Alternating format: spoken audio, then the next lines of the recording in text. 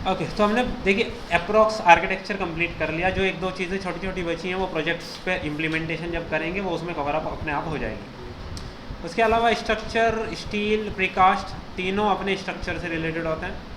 Systems पर हम आएँ तो सिस्टम्स MEP से रिलेटेड है। तो वापस हम इंसर्ट टैब पर अगर आ जाएँ तो इंसर्ट टैब में हमारे पास कुछ ऑप्शन हैं फाइल को इंसर्ट करने के रेविट के अंदर। इंसर्ट का मतलब दो तरीके से हम रेविट के अंदर फाइल को इंसर्ट करते हैं। एक तो इंपोर्ट कर लेना। इंपोर्ट का मतलब है फाइल पूरी तरह रेविट के अंदर आ गई, कोई लिंकिंग नहीं है कि वहाँ चेंज होगा तो यहाँ चेंज हो जाएगा। लेकिन अगर हम लिंक करते हैं तो लिंक से क्या होता है, एक बस लिंक डेवलप हुआ है, फाइल पेरेंट वही है, अगर वहाँ कोई चेंजेस होगा तो वो यहाँ आपका अपडेट हो जाए। तो ये कुछ कंसेप्ट होता है जो हम लोग कोलैबोरेशन के टाइम पर समझेंगे, लिंक कैसे करते हैं। लेकिन कुछ चीज़ें अभी यहाँ हम यूज़ कर सकते हैं। जैसे फॉर एन एग्ज़ाम्पल, हमारे पास कोई एक वॉल है, वो इंटीरियर की भी हो सकती है, बाहर भी हो सकती है, और आपको उस वॉल के ऊपर कोई पेंटिंग बनानी है। मान लीजिए रूम की कोई वॉल है, बैक वॉल, आपको उसके ऊपर कोई पेंटिंग लगानी है। तो हम उसके लिए क्या कर सकते हैं, पहले जाते हैं और कोई यहाँ से इमेज डाउनलोड करते हैं, वॉल पेंटिंग।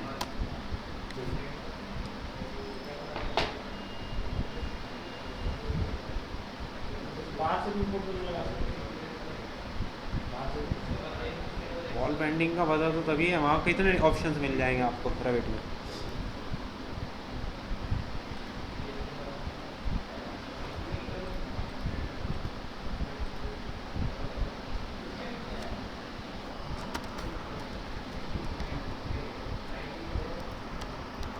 तो बेसिकली मैं एक फ़ाइल डाउनलोड कर रहा हूँ, लेकिन उसका फ़ाइल फॉर्मेट WebP है जो एक्सेप्टेबल नहीं होगा।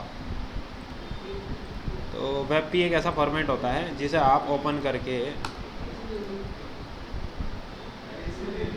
पेंट में, और पहले बात तो जितना यूज़ करना है उसे हम क्रॉप करेंगे।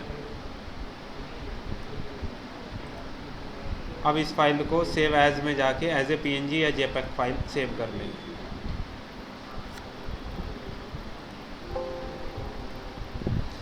सेव होगी जी।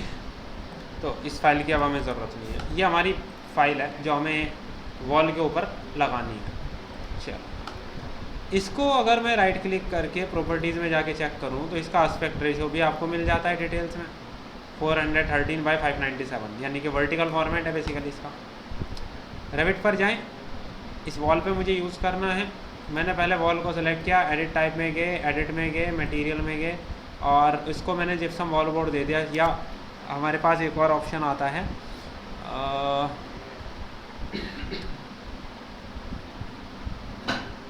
चलो फिलहाल वॉल बोर्ड ही दे देते हैं। जिप्सम हमने दे दिया, थोड़ा वाइटिश नज़र आ रहा है। अब मुझे यहाँ वो पेंटिंग लगानी है, तो देखो तरीका क्या है। इंसर्ट टैब पे जाइए। इंसर्ट टैब में आपके पास ऑप्शन होता है डेकल्स के लिए। किसी सरफेस पर, किसी फेस पर आप कोई डेकल प्लेस करना चाहते हैं, जैसे टीवी पर कुछ चलता हुआ दिखाना है तो वहाँ भी ये डेकल प्लेस किया जा सकता है। डेकल में जाएंगे, प्लेस करना है, कहाँ है ही नहीं, तो पहले उसे क्रिएट करिए। न्यू डेकल, सोर्स पे क्लिक करिए। हमारी फाइल है ये, ओपन किया, ये आ गई फाइल आने के बाद यहाँ से ग्लोस वगैरह सेटिंग कर सकते हो, ब्राइटनेस सेट कर सकते हो। मैं एज इट इज़ अभी यूज़ कर रहा हूँ। ये पूछ रहा है कहाँ प्लेस करना है, मैंने क्लिक कर दिया। क्लिक करते ही मेरे ये प्लेस हो गई वॉल पर। यहाँ आपको इसके साइज़ को कंट्रोल करना है, हमने इसके साइज़ को कंट्रोल किया, तो ये वॉल पे ही होगी, क्योंकि किसी ऐसा तो नहीं हो सकता वो मॉडल की तरह हवा में हो। ये अगर आप नीचे आते हो यहाँ से, इसे रियलिस्टिक में चेंज करते हो, दिखाई दे रहा, तो ऐसा मत समझना कि इमेज नहीं, इमेज दिखाई देगी जब हम रियलिस्टिक में उसे चेंज करेंगे। इसके साइज़ को यहाँ पर कंट्रोल करने के लिए है, तो ये एस्पेक्ट रेशो में चेंज हो रहा है, यानी कि जैसे उसकी विड्थ चेंज हो रही है वैसे उसकी हाइट भी चेंज हो रही है, क्योंकि प्रोपोर्शन लॉक होता है बाय डिफ़ॉल्ट, जिससे इमेज खींचे ना एक साइड। लेकिन अगर आप फिर भी करना चाहते हैं, आप यहाँ से इसे अनलॉक कर सकते हैं और आप इंडिविजुअली फ्रीली उसे डिफॉर्म कर सकते हैं। लेकिन आप रिकमेंडेड नहीं है। हमेशा अगर लॉक के हिसाब से करेंगे तो वो इमेज ऐसा नहीं लगेगा आपको कि इमेज फट रही है। तो आप वॉल पर इस तरह की पेंटिंग लगा सकते हैं। दूसरी बात, आपके माइंड में ये क्वेश्चन आ सकता है, सर पेंटिंग डायरेक्टली ऐसे नहीं लगती, वो हम लोग क्या करते हैं उसकी बाइंडिंग वगैरह कराते हैं, उसे एक फ्रेमिंग कराते हैं, तब उसके बाद वो वॉल पे लगाई जाती है। हमने बोला ठीक है, हम मान लेते हैं। तो एक काम करते हैं, यहाँ से साउथ एलिवेशन पर चलते हैं। ये पेंटिंग है हमारी। हमने यहाँ आने के बाद आर्किटेक्चर टैब में जाते हैं, यहाँ पर कंपोनेंट का ऑप्शन होता है। कंपोनेंट में जाएंगे, model in place. Model in place में हमने पढ़ा है जेनरिक मॉडल। यहाँ जाके ओके किया, ओके किया। यहाँ आगे, यहाँ पर मैं सेलेक्ट कर रहा हूँ स्वीप। स्वीप को मैंने सेलेक्ट किया। मैं सेट कर रहा हूँ वर्क प्लेन, पिक प्लेन। मेरा वर्क प्लेन है ये वाला फेस, ठीक। अब ये वाला फेस है, मुझे पाथ बनाना है, स्केच करना है। पाथ मेरा है ये,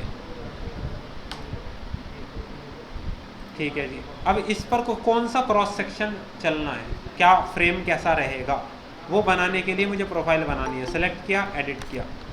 ये कह रहा है ईस्ट से देखना है या वेस्ट से देखना है प्रोफाइल बनाने के लिए। मैंने बोला यार ईस्ट से देखना है।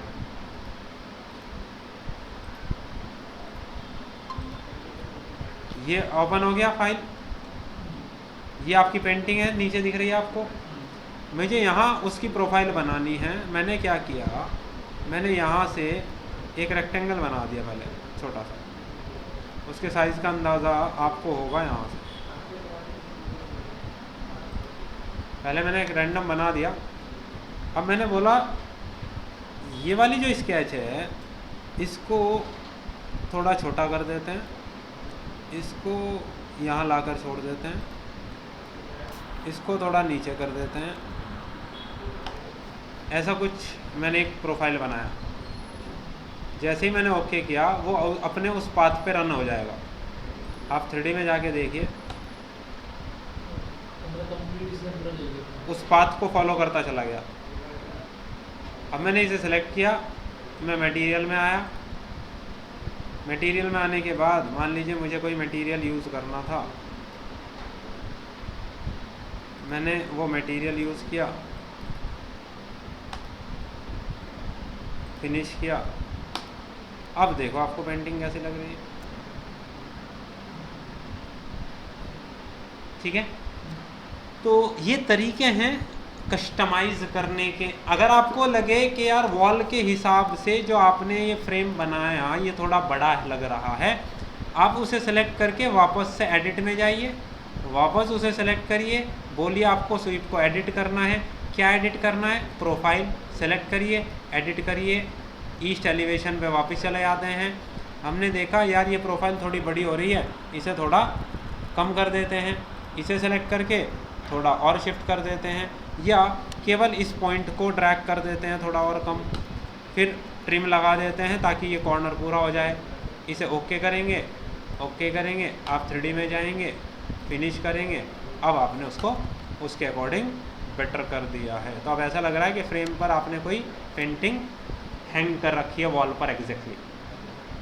इस तरीके से हम डेकल्स का यूज़ करते हैं वॉल पर पेंटिंग, वॉलपेपर, इस तरह का काम करने के लिए।